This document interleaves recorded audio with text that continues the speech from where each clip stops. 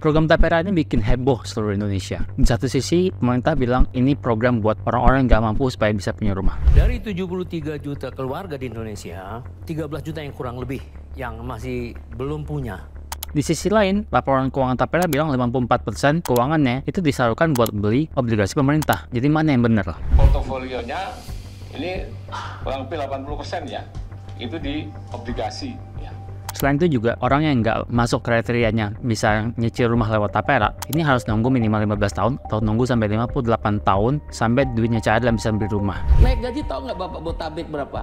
1,58%. Ya. Berapa Bapak potong iuran sebagai mewakili pemerintah? 2,5%. Rentenir aja nggak kayak begitu, Pak. Jadi program ini membingungkan sekali dan saya bakal bahas di video ini.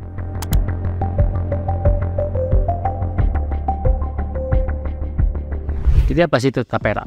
Tapera itu program pembiayaan rumah yang didesain oleh pemerintah untuk orang-orang yang kurang mampu. Tapera ini wajib untuk semua sektor pekerja, termasuk pekerja swasta ataupun pekerja tenaga sipil, PNS. Tapera ini fungsinya supaya orang-orang bisa beli rumah dengan harga lebih murah, dengan bunga lebih murah. Selain itu juga bisa menyediakan tabungan buat orang-orang yang tidak masuk ke kriteria yang bisa beli rumah lewat Tapera.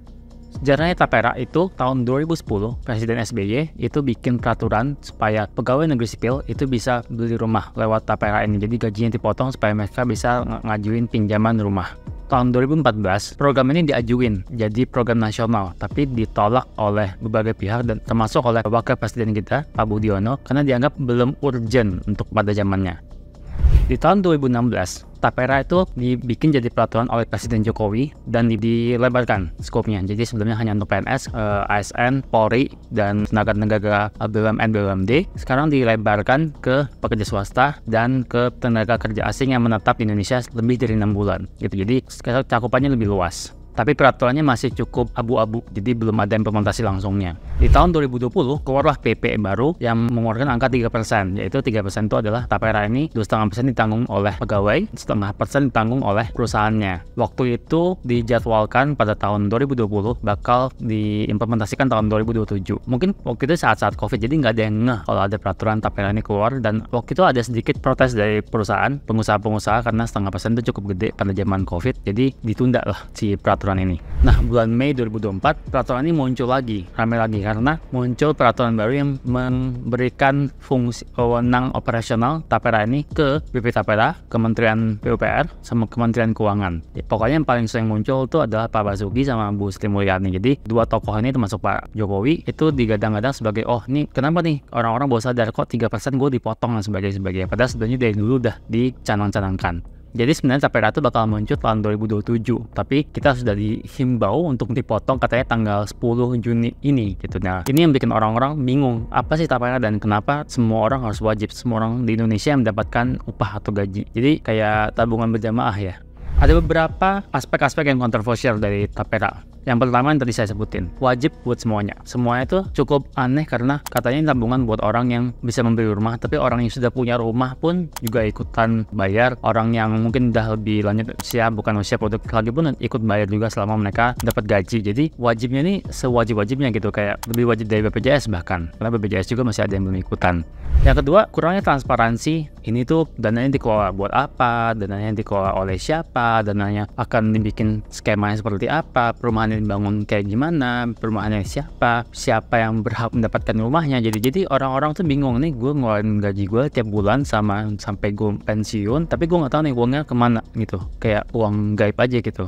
Kontroversial yang ketiga, ini suka dibanding-bandingin sama BPJS TK. BPJS TK tuh fungsinya jelas buat pensiun dan kita bisa tarik kalau misalnya kita kena PHK. Yang ini kita nggak bisa ditarik karena kita nggak tahu bahkan duitnya di mana dan siapa yang bakal ngelola gitu. Jadi kayak tabungan pensiun tapi nggak bisa ditarik pas pensiun juga gitu. Jadi buat bangun rumah tapi nggak juga. Bingung gitu, ini yang mana sih bener. Yang keempat, lagi susah semuanya. Jadi sekarang lagi krisis juga ekonomi, daya beli lagi turun, banyak PHK. Jadi kayak kebijakan ini keluar di saat yang mungkin kurang bijak juga, karena orang-orang lagi bahkan belum tahu gimana cara mereka bayar makan mungkin ke depannya. Jadi 3% itu gede banget buat kebanyakan orang.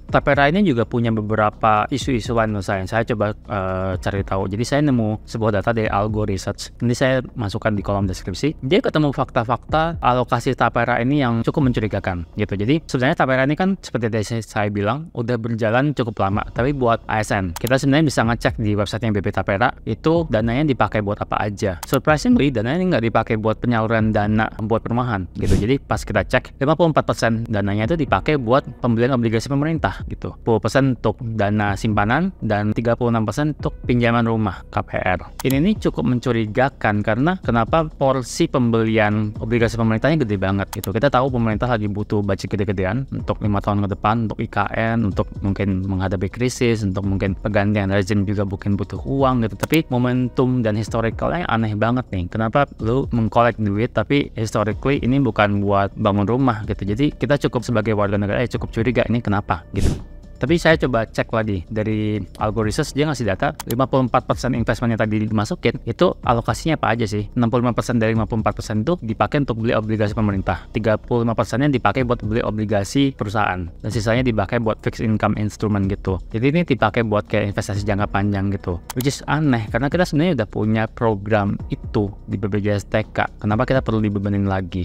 Kayak overlapping gitu loh. Kenapa kita bayar terus 2 kali padahal di manage dengan hal yang sama untuk beli sesuatu yang sama juga. BPJS TK saya asumsikan juga bakal beli instrumen-instrumen investasi yang sifatnya low risk tapi jangka panjang gitu. Jadi kayak overlap, kayak kita beli reksadana 2 kali tapi dia investnya ke fund yang itu aja, utangnya itu aja gitu. Terus yang menarik, Tapera ini ngasih bunga sebenarnya buat kita sebagai yang masukin duitnya 4-5% annual returnnya. Jadi ini sebenarnya cukup unik karena kalau misalnya ini dia nggak bisa ngambil margin karena bond pemerintah itu mungkin sekarang di angka 6%, pernah di angka 7%-an. Jadi ada selisih di sana. Kalau memang misalnya tabungan ini buat orang bisa punya beli rumah, kenapa nggak promoin orang supaya belanja obligasi pemerintah aja langsung? Karena bunganya lebih tinggi. Atau misalnya ada skema-skema lain lah mungkin yang lebih masuk akal untuk orang bisa beli rumah gitu selain lewat Tapera ini. Jadi lumayan membingungkan kenapa kita dipaksa untuk menabung, terus dananya juga bukan buat disalurkan untuk perumahan yang di-expect bisa harusnya muternya dari duit orang bayar rumah, tapi ini malah diputar buat setengah duitnya buat yang lain-lain, beli obligasi pemerintah. Dan banyak isu-isu juga nih yang beredaran yang nggak pernah diklarifikasi secara langsung karena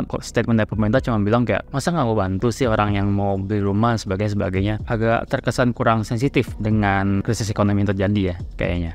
Jadi kritik yang perlu kita sampaikan menurut saya ke program Tapera tuh yang pertama, fungsi Tapera buat penyaluran KPR atau pembiayaan buat orang bisa punya rumah tuh cukup misleading.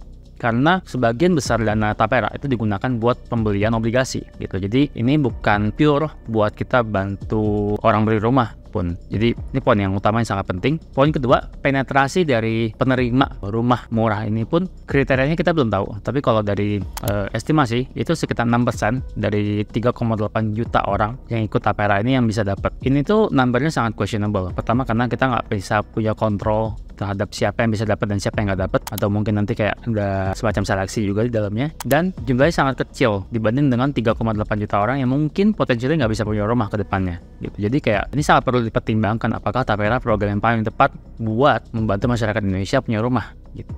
Yang ketiga, program ini tuh terkesan kurang sensitif karena kayaknya pemerintah pengen narik-narikin duit aja dan banyak alternatif lain gitu yang bisa dilakukan kalau pengen bantu orang Indonesia beli rumah. Contohnya misalnya lagi viral di X, di Twitter, orang-orang di balik komite di balik Tapera ini adalah salah satu orang yang paling banyak punya properti justru gitu. Kayak beberapa menteri yang di balik Tapera ini punya harta tanah yang gede banget. Jadi kayak kita seakan-akan harus membayar kesalahan-kesalahan yang dibikin atau investasi-investasi yang dibikin oleh orang-orang generasi kita sebelumnya, karena harga tanah, harga rumah jadi naik karena ada sebagian orang yang nimbun gitu. Jadi apa nggak ada solusi lain gitu, kayak misalnya dibikin bunga mungkin yang lebih murah gitu, atau misalnya dibikin DP yang lebih murah, atau misalnya dibikin pembiayaan lain yang lebih murah kita yang lebih make sense, atau misalnya kayak bikin rumah atau tempat tinggal yang sifatnya rent, sifatnya sewa yang harganya murah yang disubsidi oleh pemerintah gitu. Jadi kuncinya kan maksa orang nabung, tapi mungkin harus dicek dulu kenapa orang nggak bisa nabung. Mungkin karena transportasi gede banget biayanya, terutama kalau di Jakarta, atau mungkin ada biaya-biaya lain yang selalu tinggi. Sekarang juga biaya kehidupan sehari-hari lagi tinggi gitu. Jadi banyak gitu komponen yang bisa dimainin buat orang bisa bantu beli rumah. Jangan sampai program ini hanya dilihat sebagai akal-akal pemerintah doang pengen narikin pajak kita aja gitu, supaya lebih tinggi, supaya uang yang kita dapatkan dengan kerja keras malah dipotong terus ke depannya gitu. Kalau menurut saya sih konklusinya ide program Tapera ini sangat mulia ya, pengen bantu orang-orang punya rumah, cuman sangat abu-abu. Menurut saya program Tapera ini nggak matang dari sisi perencanaannya dan juga komunikasi yang disampaikan oleh representasi pemerintah yang ngasih tahu fungsi dari program ini. Banyak banget info simpang siur sehingga kita sebagai rakyat pun bingung kenapa kita perlu ikut program ini dan nggak bisa punya pilihan anyway karena wajib buat semua orang. Jadi penting banget kayaknya buat pemerintah untuk ngasih feedback, bukan cuma ngeluarin program doang dan ngeliat oh viral nih terus kayak oke gue tunda gitu. Pada saat saya syuting ini program Tapera ditunda, tapi kita tahu sebenarnya kalau kita baca peraturannya emang peraturan Tapera ini belum berlaku buat sekarang, bakal berlaku efektifnya 2027. Jadi mungkin apakah ini kayak pengalihan isu 2027 baru keluar lagi, kita nggak pernah tahu. Segitu dulu dari saya. Kalau misalnya suka dan konten kayak gini bisa nonton video-video saya yang lain atau subscribe channel ini. Thank you ya. Bye-bye.